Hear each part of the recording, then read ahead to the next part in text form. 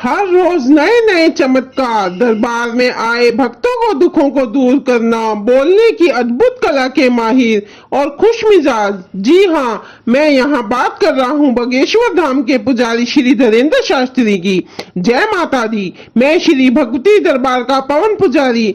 आज की वीडियो किसी देवी देवता के विषय पर नहीं अपितु बजरंग बली के एक भक्त पर है, जिनको बजरंग बली से अद्भुत सिद्धियां प्राप्त है, जो दरबार में आए हुए लोगों की समस्याएं उनके सुने बगैर ही पर्चे पर लिख कर देते हैं। शास्त्री जी का जन्म 1996 में छतरपुर के एक छोटे से गांव गढ़ा में हुआ था। उनका असल नाम धीरेन्द्र गर्ग था, परंतु बागेश्वर धाम के पीठाध्यक्ष होने के कारण उनका नाम धीरेन्द्र शास्त्री पड़ गया। इनका जन्म एक बहुत ही गरीब परिवार में हुआ था। इनके पिताजी मंदिर में पूजा पाठ का काम करते थे। इनकी पढ़ाई लिखाई गांव के ही एक सरकारी स्कूल से हुई थी।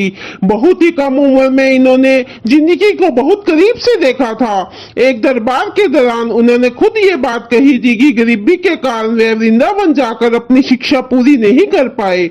गांव में उनका एक कच्चा मकान था, जिसे छपरी भी कहते हैं। उसमें अपने माता पिता और एक भाई और एक छोटी बहन के साथ रहते थे। बारिश के दिनों में उस छपरी से पानी टपकता था तो ये अपने बहन भाई के साथ चारपाई के नीचे बैठते थे। बचपन के संघर्षों को याद करते हुए कई बार इनकी आंखें भर आती हैं। फिर भी हिम्मत न हारते हुए इन्होंने अपनी मेहनत और लगन से उस मुकाम को हासिल किया है कि लोग इनकी एक झलक पाने के लिए तरसते हैं। महज छोटी सी उम्र में ही इन्होंने वो सफलता हासिल की जिसे हासिल करने में कभी कभी पूरी जिंदगी निकल जाती है। बालाजी के ये भक्त हैं। हनुमान जी की भक्ति करके इन्होंने बहुत सारी सिद्धियां हासिल कर ली हैं। इनके दादाजी ने सन्यासी बाबा के नाम से पुकारते हैं, उन्हीं से इन्होंने दीक्षा ली थी। बागेश्वर धाम में ही इनके दादा यानी सन्यासी बाबा की समाधि है। धीरेन्द्र शास्त्री के चमत्कारों की बात करें तो एक से एक चमत्कार देखने को मिलता है। एक बार की बात है, गुरुजी ट्रेन में सफर कर रहे थे। इनकी जेब में 1300 रुपए और नोकिया का एक कीपैड वाला फोन था। जैसे ही गाड़ी मथुरा पहुंची, किसी ने इनकी जेब काट ली। अपने चंचल स्वभाव के कारण इन्होंने अपने मन ही मन में सोचा कि जब बिना टिकट के ही सफर करना है तो जनरल डिब्बे में क्यों बैठे, इसलिए वो एसी वाले कोच में चले गए। रात का समय था, सभी यात्री सोए हुए थे। मौका देखकर ये टॉयलेट के पास जाकर खड़े हो गए। एसी की हवा खाने के लिए बीच बीच में दरवाजा भी खोलते रहे। तभी वहां टीटी आ गया और उसने टिकट दिखाने को कहा। इन्होंने बहुत विनम्रता से कहा कि श्रीमान जी, अगर हमारे पास टिकट होती तो हम यहाँ थोड़े खड़े होते, आराम से अपनी सीट पर बैठे होते।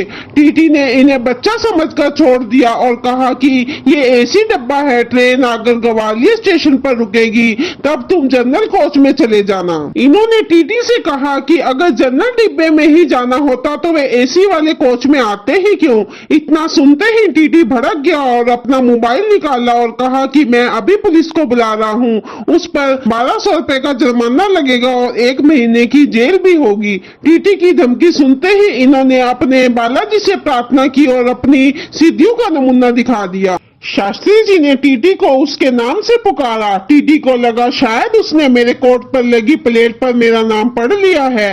फिर शास्त्री जी ने टीटी को उसके पिता का नाम बताया। तुम्हारे पिता का नाम फूलचंद है। टीटी हैरान, उसने पूछा, तुम मेरे पिता का नाम कैसे जानते हो। इस पर शास्त्री जी ने कहा, मैं तो तुम्हारी पत्नी का नाम भी जानता हूँ। टीटी परेशान हो गया। उसने कहा कि तुम मेरे परिवार को कैसे जानते हो। इस पर शास्त्री जी ने कहा, यह सब हमारे बालाजी की कृपा है। टीटी धीरेन्द्र शास्त्री को अपने साथ ले गया, उन्हें अपनी सीट पर बैठाया और उनसे चाय का पूछा। पूरी रात टीटी शास्त्री जी के पास बैठा रहा और किसी की भी टिकट चेक नहीं की और उनको अपना गुरु मान लिया। धीरेन्द्र शास्त्री जी के चमत्कारों का जिक्र करें तो इतने हैं कि जिसकी कोई गिनती नहीं है। इनको बालाजी महाराज से सिद्धियां प्राप्त है। खुद को मिली सिद्धियों के बारे में इनका कहना है, जब ये 9 वर्ष के थे तब घर की माली हालत बहुत खराब थी। कई बार तो भोजन की व्यवस्था भी नहीं होती थी। एक बार ये घर के माली हालात खराब होने की वजह से बहुत परेशान थे। वह अपने दादा के पास गए और कहा कि हमें किसी गड़े हुए धन के बारे में बताओ। इस पर इनके गुरुजी, जो कि इनके दादाजी है, ने कहा रात को आना। आधी रात को ये अपने दादा गुरु के पास पहुंचे तो उन्होंने इनका हाथ पकड़ा और तालाब के पास ले गए। वहां इनको तालाब में डुबकी लगवाई और बागेश्वर धाम मंदिर में बालाजी के सामने खड़ा कर दिया। वहां बालाजी की मूर्ति में से एक प्रकाश उत्पन्न हुआ और वो प्रकाश इनके अंदर समा गया, जिससे इनको सिद्धियां प्राप्त हुई। दावा किया जाता है कि बागेश्वर धाम में बालाजी के दर्शन करने से कई असाध्य रोग ठीक होते हैं और भक्तों की मन्नतें पूरी होती हैं। यहाँ पर लोग नौकरी, शादी, व्यापार और अपने भविष्य को लेकर अर्जी बांधने आते हैं। अर्जी वस्त्रों में लिपटा एक नारियल होता है जिसे मंदिर के प्रांगण में बांधा जाता है। माना जाता है बालाजी की कृपा से लोगों की मन्नतें पूरी होती हैं। एक समय था जब पंडित हरिंदर शास्त्री आर्थिक तंगी से जूझ रहे थे। उस समय इनकी बहन की शादी भी नजदीक थी। इनको पैसों की बहुत जरूरत थी।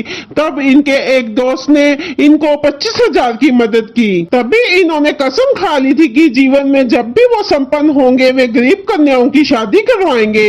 बालाजी की कृपा इन पर इतनी हुई कि इन्होंने धाम पर ढेरों कन्याओं का विवाह कराया। सभी कन्याओं को दहेज में वो सभी सामान दिया जो कि हर माता पिता अपनी लड़की को देते हैं। तो अगली वीडियो बहुत जल्द आने वाली है। यह महादेव पर विशेष वीडियो होगी। बाकी सभी देव है लेकिन भगवान शिव महादेव क्यों है? वीडियो को लाइक, शेयर और सब्सक्राइब करना न भूले। तो बोले साचे दरबार की जय।